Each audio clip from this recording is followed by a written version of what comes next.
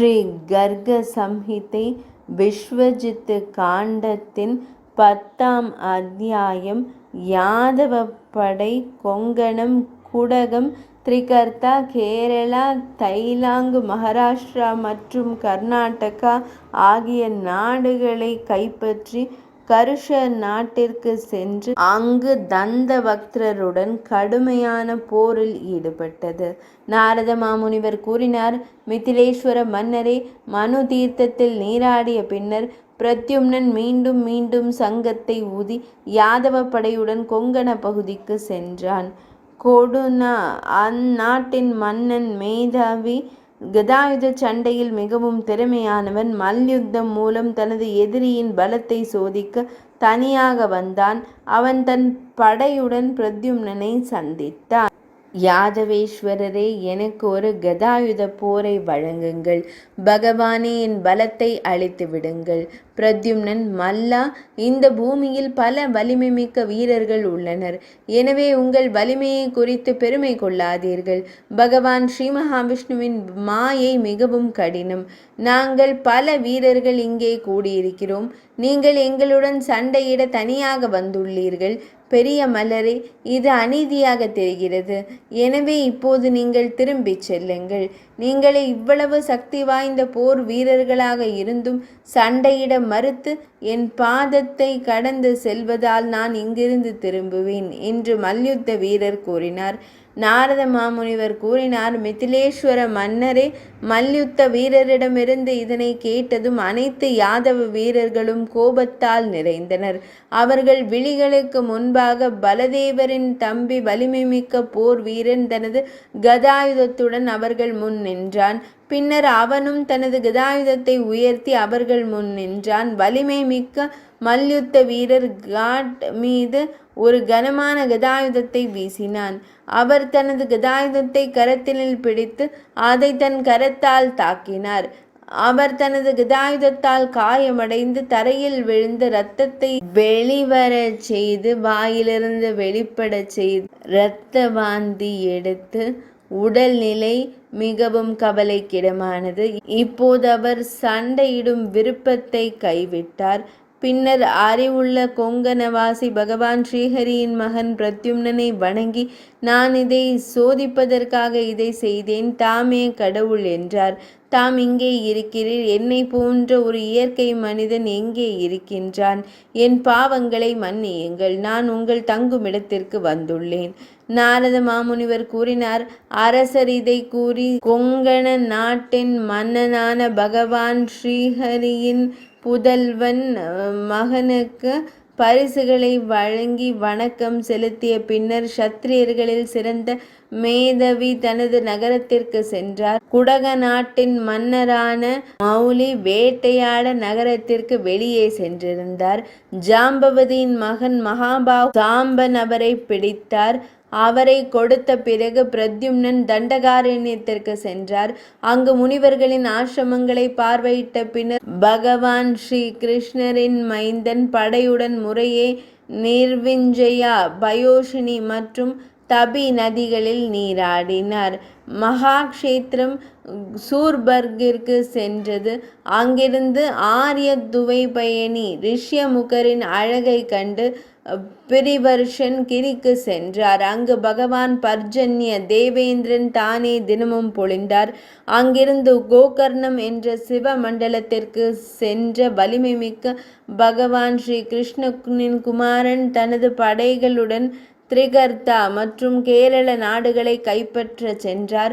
மகாத்மா பிரத்யும்னரின் வரவேற்பை என் வாக்கிலிருந்து கேட்ட கேரள மன்னர் அம்பஸ்தர் உடனடியாக அவருக்கு ஒரு பரிசை வழங்கினார். பின்னர் அவர் கிருஷ்ணவேணி நதியினை கடந்து தைலாங் நாட்டிற்கு சென்று தனது வீரர்களின் காலடி தூசியுடன் வானத்தில் இருளை பரப்பினார். தைலாங் மன்னரின் பெரிய விசாலாக்ஷா, அவர் தனது நகரத்தின் தோட்டங்களில் அழகான பெண்களுடன் நடந்து செல்வார். மிருதங்கங்களும் பிற வாத்தியங்களும் இனிமையான ஒலிகளுடன் இசைக்கப்பட்டன. தேவேந்திரனைப் போல அரசரின் நல்ல புகழை பாடினர். அந்த நேரத்தில் அழகான ராணியான அரசியார் மந்திரமலினி தூசி நிறைந்த வானத்தை கண்டு அரசரிடம் கூறினார்: ராணியின் பிம்போ போன்ற சிவப்பு உதடுகள் வறண்டு விட்டன.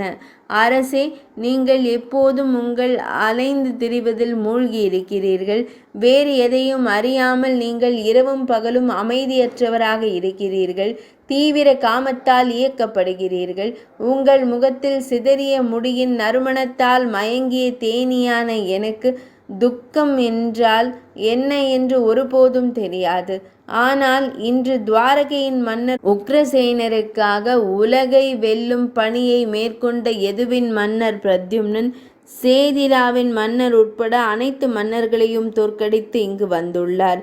மேளங்களின் முழக்கத்தை கேளுங்கள். அதனுடன் யானைகளின் அழுகைகளும் சீறல்களும் கலந்துள்ளன. எதிரியின் குச்சிகளில் சுருள்கள் அழிவின் கூச்சலை உருவாக்குகின்றன. பிரத்யும்னனின் எதிரியான சம்பரனுக்கு உடனடியாக ஒரு பரிசை அனுப்புங்கள். தப்பி ஓடும் இந்த பூமிக்குரிய அழகிகளை பாருங்கள். மலர்கள் கட்டப்பட்ட கூந்தலில் இருந்து உதிர்ந்து விட்டன. அவள் வியர்வை சிந்துகிறாள். காட்டுக்குள் நுழைந்ததால் அவளுடைய தலைமுடி மற்றும் அலங்காரம் கெட்டுவிட்டன. அவை தெளிவாக தெரியவில்லை.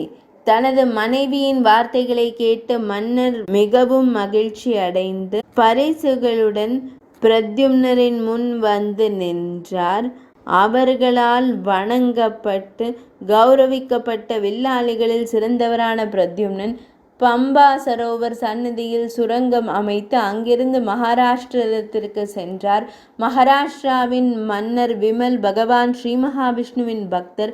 அவர் ஸ்ரீ கிருஷ்ணகுமாரரான பிரத்யும்னரை எல்லா வகையிலும் மிகுந்த பக்தியுடன் வழிபட்டார்.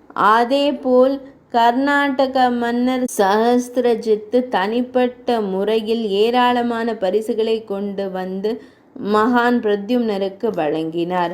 மிதிலேஸ்வர மன்னரே, யோகி தேகரியாக இருக்கும் புலன் இன்பங்களை வெல்ல முயற்சிப்பது போல பகவான் பிரத்யும்னரே யாதவர்களுடன் கருப் நாட்டை கைப்பற்ற சென்றார்.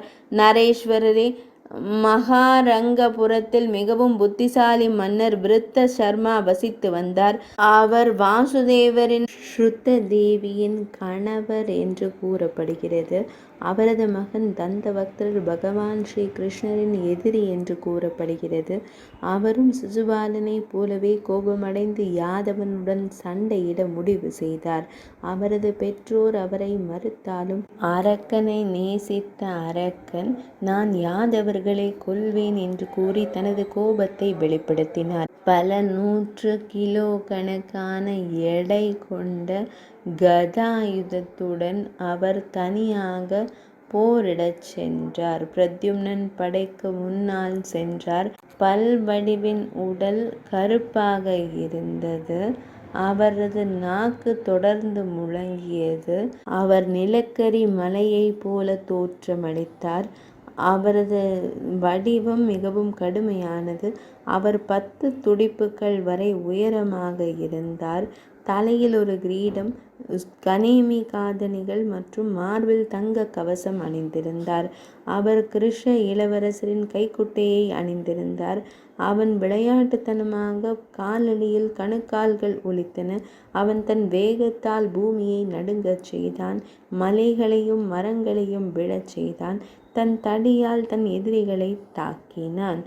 அவன் கன்னங்கள் வழியாக அவரை அனுப்பி அவர் யமராஜரை போல வெல்ல முடியாதவராக தோன்றினார்.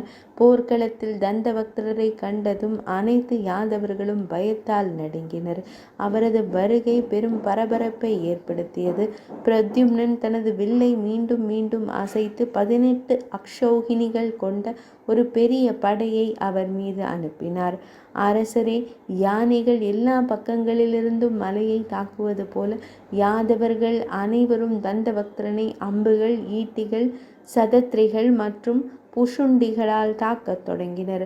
ராஜேந்திரரே, தந்தவக்தர் தனது தடியால் போர்க்களத்தில் பல கடுமையான யானைகளின் பானைகளை கிழித்து கொன்றார்.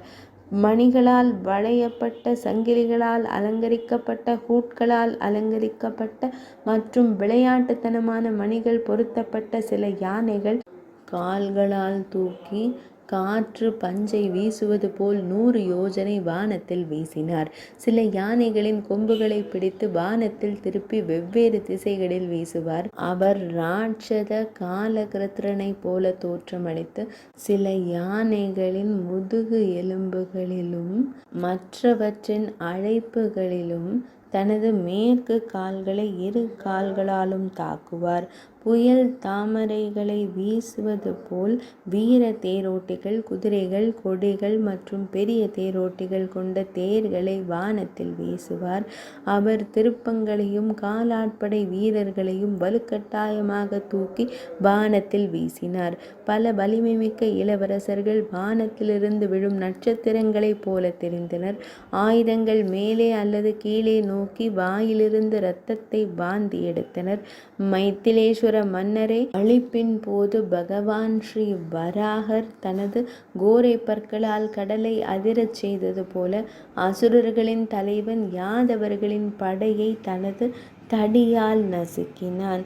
இது ஸ்ரீ கர்க சம்ஹிதையின் விஸ்வஜித்து காண்டத்திலுள்ள நாரத மாமுனிவர் பகுலாஸ்வ மன்னருக்கிடையிலான சம்வாதம் என்றழைக்கப்படும் உரையாடலில் உருவான கோன்குடகம், திரிபக்த்ரா, கேரளா, தெலுங்கானா, மகாராஷ்டிரா, கர்நாடகம் ஆகிய நாடுகளை வென்று யாதவப்படை சென்றது என்ற தலைப்பு கொண்ட 10ஆம் அத்தியாயம் இனிதே நிறைவடைந்தது.